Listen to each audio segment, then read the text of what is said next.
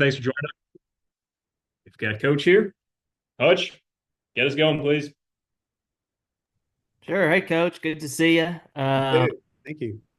I'll start off just kind of how's the health of the team right now as y'all are about to start up practice. Real good. Really the only issue we have right now is with Gabe Frazier, who, had a little arm trouble in the fall and still working through that. But other than that, so far, everybody's in good shape. I want to ask specifically about Aiden Jimenez, your transfer from Oregon State. Kind of how is he progressing in his recovery, and what kind of role do you envision for him on this year's staff? Well, he's doing great so far. Incredibly hard worker, very strong, big kid. If we can get him back to where he was when he was at Oregon State, we'll have a jewel, so to speak. His role right now would be, uh, I guess it would be wide open. He was a starter there. He could be probably a middle reliever for us to start out just to see what he can do. But he was someone that we were hoping that we could get him maybe middle of the season. But it looks like he might be ready more towards the beginning of the season to help us. He's way ahead of schedule for the surgery he had. And one more before I turn it back. Speaking of roles, kind of where do you stand on like terms of like setting your starting rotation? How many spots maybe are solidified? How many are open? Kind of where does that stand? I mean, we're going to let them prove it to us a little more. We saw a lot of good things in the fall and then off season. I think just because we've been around Gage Gackle so much, had him here, we feel like that he will definitely be a starter. With Root, looks like a starter. Gage Wood, Bottle Cheese, those are possibilities. And there's some other guys in there now. But really, the first weekend we play 4 games, which I think's a good thing for this team, and then head down to Texas. And you look at our schedule, there's not a lot of games where you can go, okay, we're going to experiment with that freshman out there.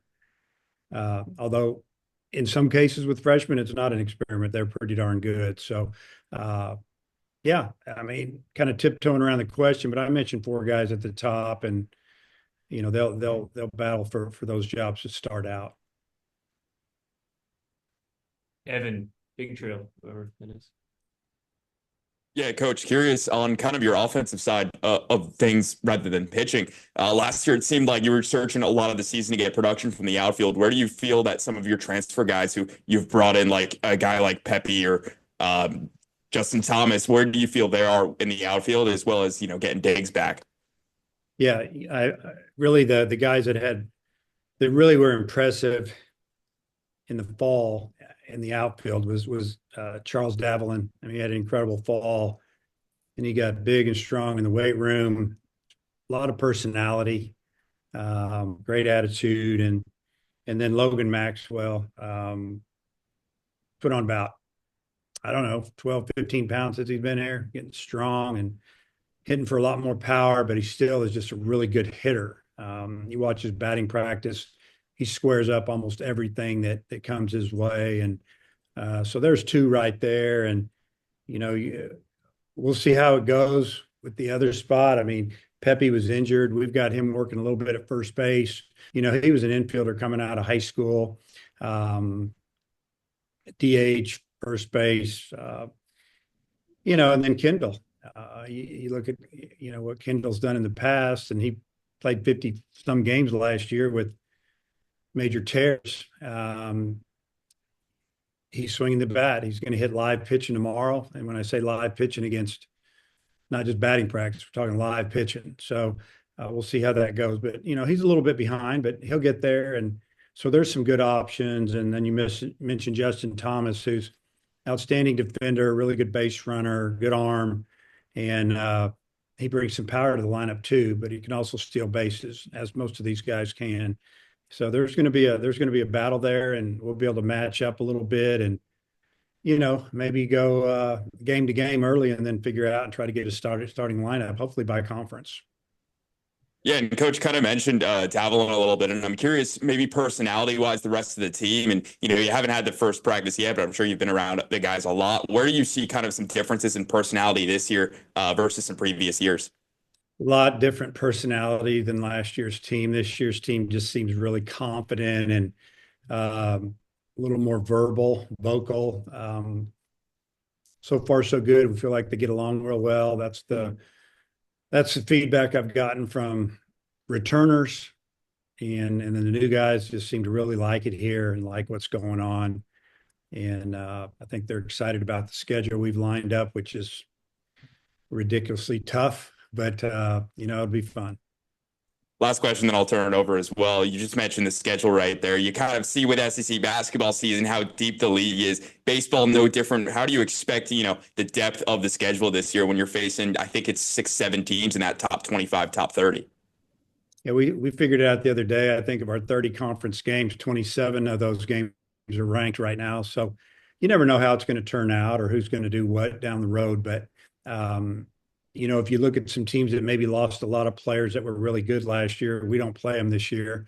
They're not on our schedule, some of them. And then we're playing some older teams, some really good teams. Got some tough road games, at LSU, at Florida. I mean, just to name a few.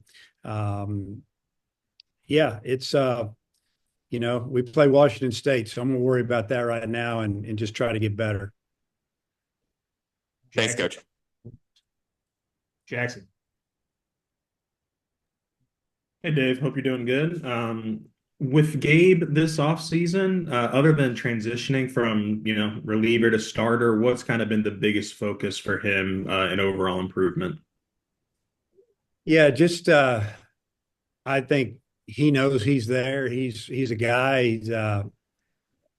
He's just confident. Stuff's always been good. Location seems to be better than ever. And the interesting thing about this staff, and you guys are asking about individual players, and I love talking about the players after they've been here a while and we've seen a lot, but trying to stay away from it a little bit because we still have a lot we have to prove. But we don't have Smith this year, and that's a once every now and then type of guy that you get to be around, that talent and what he did for our team. I mean, you take him off of our team last year, we were probably pretty average because we were a really good fielding team and we didn't hit real well and we weren't very dynamic as far as some other things, but we probably overachieved. We don't have that guy, but what we have is we have a staff and we have a lot of good pitchers that work hard, and I think they just make each other better. Has anything changed for you, like in whether it was the fall or in the buildup, like with maybe a staff that has some more undecided roles than in years past, like in those conversations with players and just kind of a broad picture? I mean, how does this year maybe feel different with some of those roles still open as we're here in the middle of January? Well, I think the competition just continues to get better, and we get closer to the season, and guys just really want to get on the mound. I just see them pushing each other. But at the same time, I see a lot of camaraderie. Guys are pulling for each other. Like I said, this team's more verbal.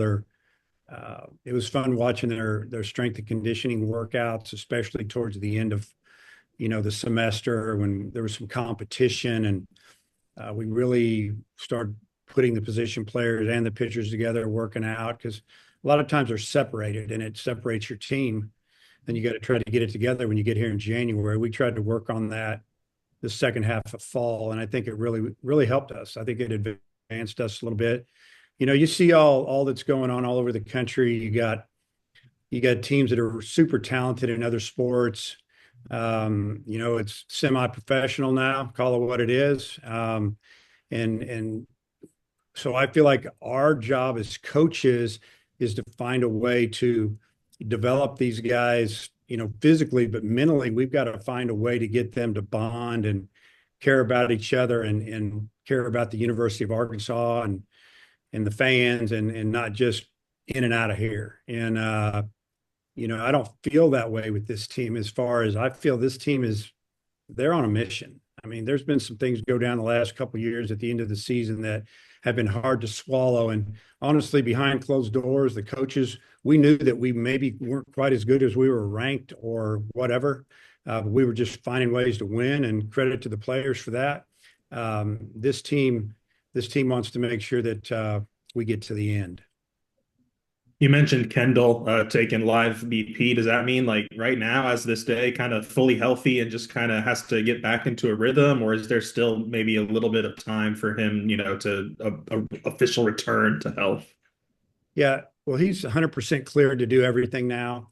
Now it's all about timing at the plate. It's about getting that bat speed back that he's had in the past, and seeing live pitching, and just feeling confident. And I think he has a great personality. He's easy to be around, easy to talk to, and players gravitate to him. So now it's not about him feeling part of the team, because he's going to be a big part of our team. It's just a matter of how soon. We know what he can do when he's full go. He's stronger than ever, even with the shoulder injury. He's had a chance to work on his lower half, and he's a full grown man now. It's time to go, and I think he's excited about being out there. Thanks, Dave. Ellis, go ahead. Yeah, Coach, just how encouraged are you by the progress that Helfrich and Souza in particular have made this offseason? Do you feel like they're kind of on track for what you viewed for those guys when they were coming out of high school as talented guys?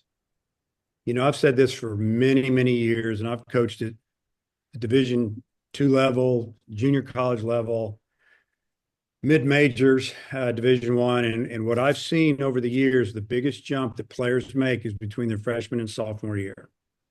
And it's not always that way, but I'm just going to say the majority of them, they come in, they're talented, they're young, they feel their way through their freshman year.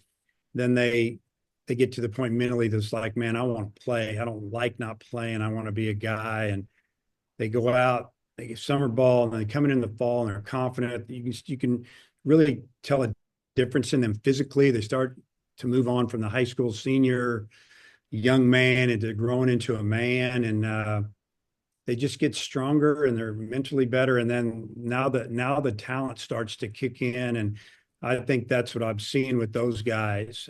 Souza, he's physical. He's got all the tools. He can hit him as far as anybody. He can run as fast as anybody. He can throw with anybody.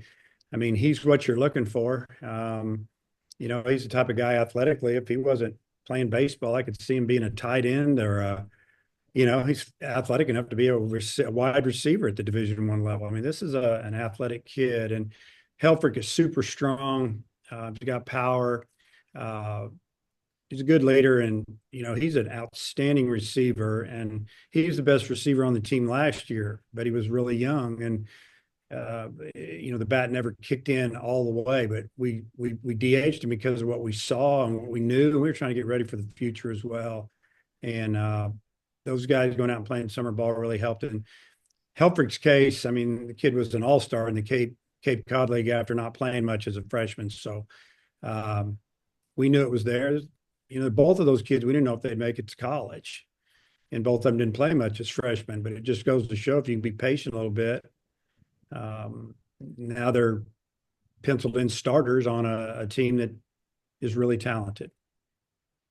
Last year with Christian Fauch, he threw 22 innings and 20 outings. So it seems like there was like a very clear plan of how to use him, how to get the most out of him. And he had an ERA under 1. Is that kind of the basis for how you want to use some of these younger power arms like a Wiggins or like Hunter Dietz as a redshirt freshman?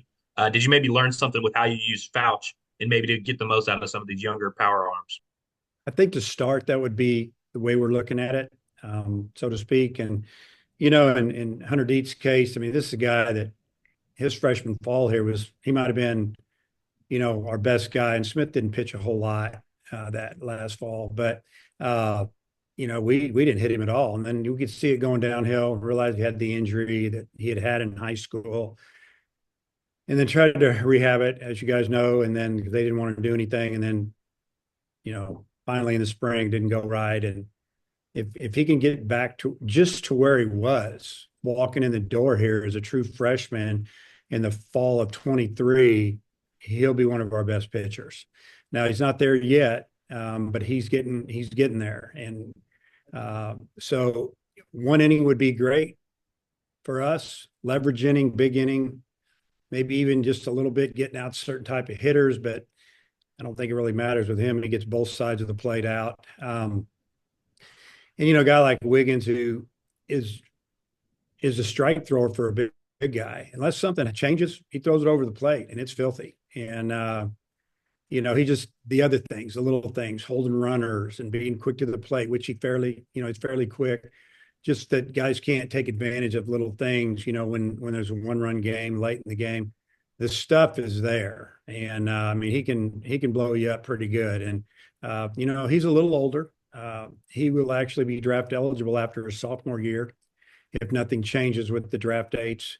But we think that he's going to help us a lot. And this year, probably out of the pen, probably a starter in the future. And hey, who's to say? He get built up, he's pitching good. We'll do what we have to do.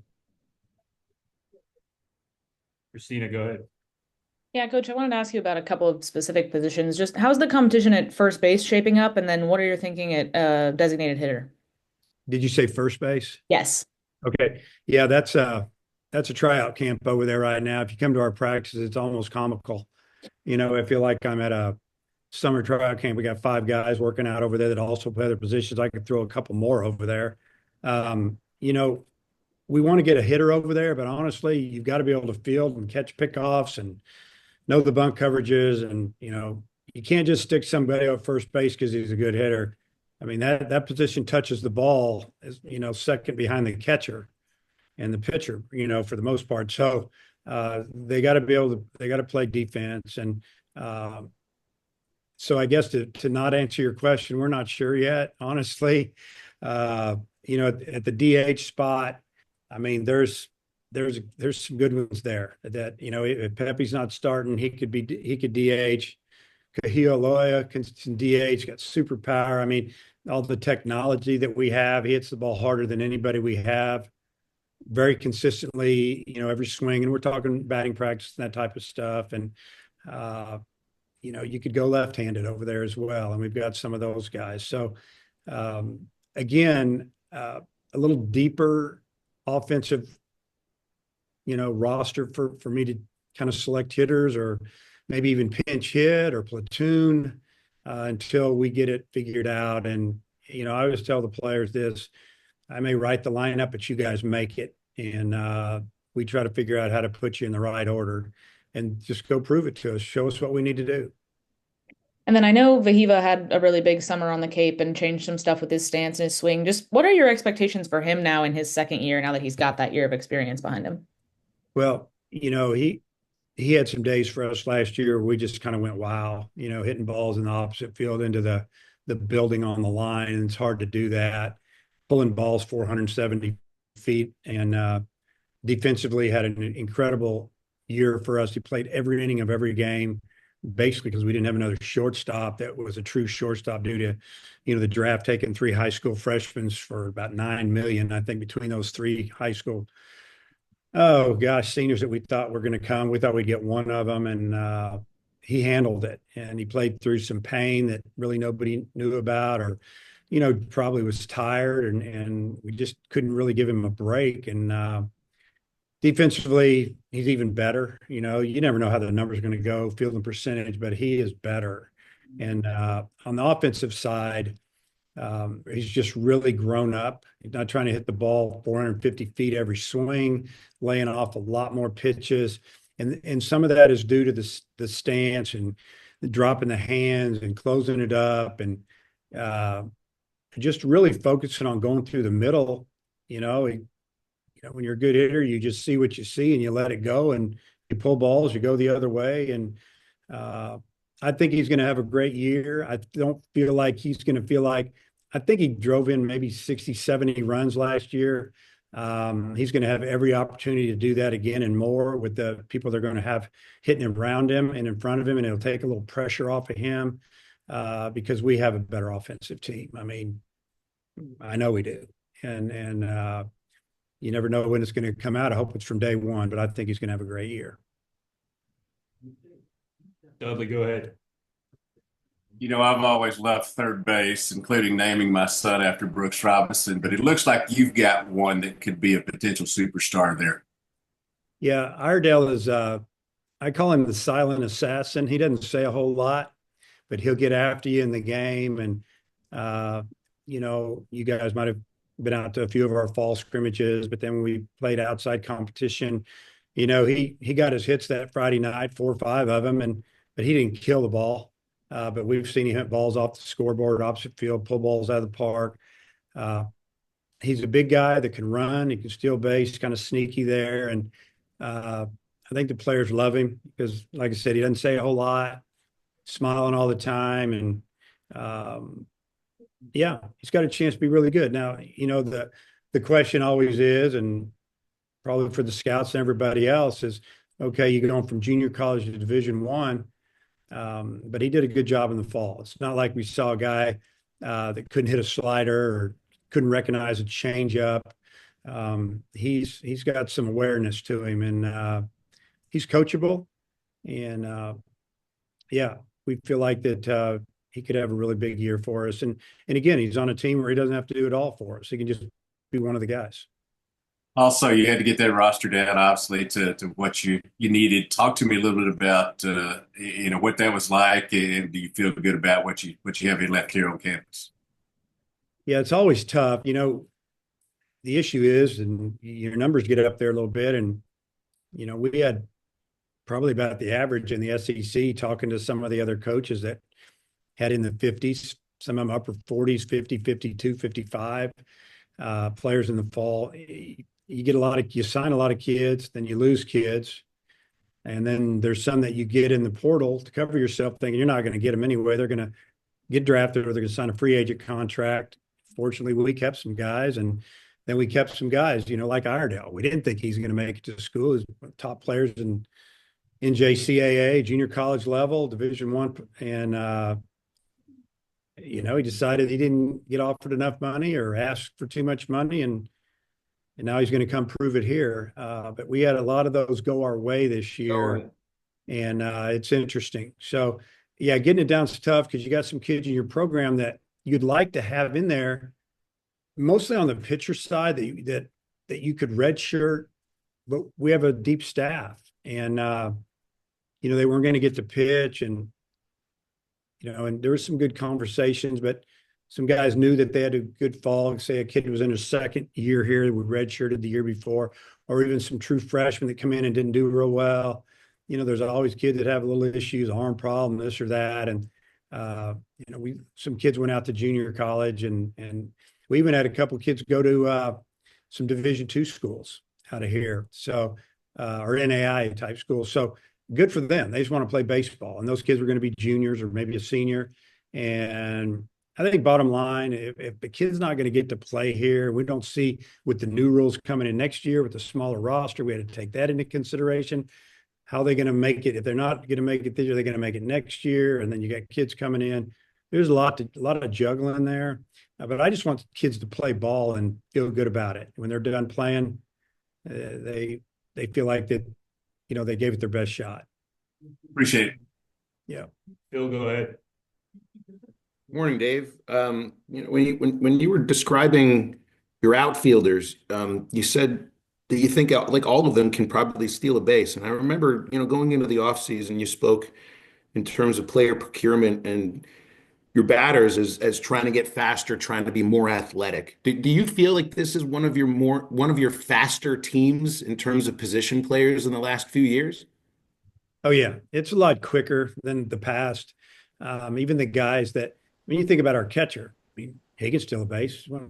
He's a really good runner, and you could have a first baseman that can run a little bit, and all of our infielders run good, outfielders run pretty good, and if you're not paying attention or you're too slow to the plate, we'll be able to take advantage of it without worrying about running ourselves out of an inning. Now we're going to get thrown out, but we're also, going to go ahead and move around the bases a little more than we have in the past, and we'll see how it all evolves. But the thing is, you have to work on it, and we did. We work on it a lot, and I think we should be a good base running team just because of the effort that we're putting in and the buy-in from the players. And they want to do a good job running the base. They want to be able to steal the base when they can. And we needed a more well-rounded offense that can threaten you in different ways. And we're doing that through bunting for hits, and the wind's not going to blow out at 20 miles an hour and every day. And you have to be able to do what you do when you're facing a pitcher that's pretty stingy. He's hard to hit. When you get somebody on, you got to find a way to get them in and win some of those low scoring games. In terms of talking of players jump from a first year to a second year, freshman year to a sophomore year, um, a lot of times we're talking about the physical aspects of it. You're talking about the mental aspects of it as well. But if I think of Ryder Helfrich and, just how well he caught for the most part last year and called a game as a freshman, um, you got a great looking pitching staff, but how much of that success also isn't necessarily dependent upon, but can, grow because Ryder's going to be a catcher for a second year in college now. Yeah, that's the mental part of development is huge. And you're talking about the catcher position, the way our philosophy here, and I'll do a little recruiting while I'm talking. We let our catchers call the game, and we're going to help them, and they can look at us, and we can suggest something. But for the most part, when they get here and they walk in the door, not only are they catching guys and learning them, they're in a kind of a classroom setting in our building with our catching coach and our pitching coach, and they're discussing things and meetings all the time, and we're getting them ready to be able to call pitches. We watch them in the fall. We let them call pitches, and if we're thinking a certain pitch in a scrimmage and they call another one and it gets hit pretty good or whatever, we're not going to get on them about it. But when the inning's over, we're going to say, why did you call that pitch? Tell us what your thought process was there. And then we would say, okay, this is what we were thinking and this is why. And we're just trying to help them and develop them and get them ready for the next step in professional baseball, because there's nobody calling pitches for them in the minor leagues or in the big leagues. And we're probably one of the few schools at this level that trust our catchers that much. And we have a really good track record with our catchers, and our catchers getting better here. And it started probably all the way with Brady Toops and Brian Walker and James McCann, and I could go on and on and on. And Helfrich's no different, and he may be more talented catching wise at this young age than any of them. Thanks, Dave. Yep. Kevin, go ahead. Thanks. Good morning, Coach. A couple of things. Is this probably the most balanced pitching staff as far as lefties and righties? You got brought in a couple of good left-handed starters, guys from last year, Fisher, Dietz, really balanced righty-lefty than you've had in the past. Yeah, and then they bring in a freshman Gibbler, and there's a couple others that can help us. Fisher's looks like he's going to help us if he stays healthy. He's way ahead of schedule through the other day, and he looked great. Yeah, I mean, it was obviously, going into the offseason, it was like, we've got to get a couple lefties, or because we didn't know if Gibbler would make it to school. He turned down money. There was a lot of pro teams that loved him, and maybe didn't have his greatest high school senior year, or when they saw him, who knows, it might have been cold up there in Kansas City, whatever. But bottom line, we got him. He's really good, and we knew that we needed to level this thing out a little bit. And yeah, I mean, the thing about the transfer portal and this situation that we're in, it gives us an opportunity to fill in because of all the draft issues we've had, or we're losing these guys, or injuries. Yeah, you become a GM a little bit more, and it's a short window to get it done. And honestly, when Bottle Cheese committed to us, we'd already had Zach Root in as well on a visit. We thought, well, we won't get Root now because he could have gone anywhere. I mean, there's no way we're getting him. He's going to see it, but he didn't care. He loved it here. He loved what he heard. He loved, the pitch, the way we handle our pitchers, and Coach Hobbs, the way he coaches, and he could see himself getting better here on a good team, playing in the SEC. And yeah, there was a lot of SEC teams that wanted him, like everyone. But I appreciate him coming here, because we had already gotten that big name lefty out of the portal, so to speak. And then getting Gibbler to come in, and we're going, okay, we get Dietz back. we get Fisher back, we're going to have some lefties. I mean, if the team is struggling against lefties, then we're going to shoot them at them and see what they can do. So it's a great option to have. And yeah, to answer your question, one of the most balanced pitching staff, if not the most balanced that I've ever had, and that's a good thing. Second thing was you did a lot of situational hitting, situational pitching in the fall during your scrimmages. Is that the plan for the preseason? Yeah, and this team has power, and we can hit it over your head, but we also have really worked on other things. Maybe gone back to more of my early years of the way we did things because we didn't have as much power. But I mean, Coach Thompson and I, Coach Warren, we sat down after the season and we talked about a lot of things, and we're all on the same page. And you think about our team since Nate got here, they've been powerful and they've been good. And the last couple of years we're not so good. And so we knew we had to make some adjustments, and a lot of it has to do with the personnel you have, and the personnel we have now fits more what we want to do here day in and day out.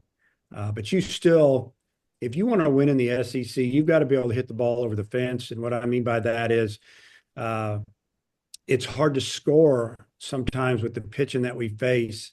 So if you get a walk and you can hit a home run off a Friday night starter, that's a good thing because, a lot of these guys are pitching in the big leagues. They're going to be big league all-stars coming out of this league and Power 5 teams or anywhere. And you've got to be able to score quick or when a mistake's made. It's hard to get 3 hits in an inning, at this level and especially in league play. The big innings come with a single and a walk or an error, and then somebody pops one in the gap or out of the park. That's how you separate yourself. But we wanted to make sure that we could do a little bit of everything, and hopefully that happens. Thanks, Coach. Yeah. Coming back around, Hutch. I'm good. I won't keep you any longer, Coach. Evan, you got anything? Yeah, Coach. Any idea on captains yet, or is that still TBD? Well, I feel like we have a lot of captains. I don't even know if we'll have captains. I'll let you know how that goes later. Cool. I'm good. Thanks, Coach. Coach, appreciate your time as always. Thank you, guys.